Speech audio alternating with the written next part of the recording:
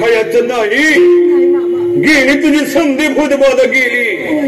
आता तुला काय बी त्रास उरला नाही बा लेकरांनो तुमच्यावर काय बी संकट आलं नुसतं माझं नाव घ्या मी तुमच्या संगतीला वाहून पाहणं पण ध्यान ठेवा येते पुण्यांदा सांगतो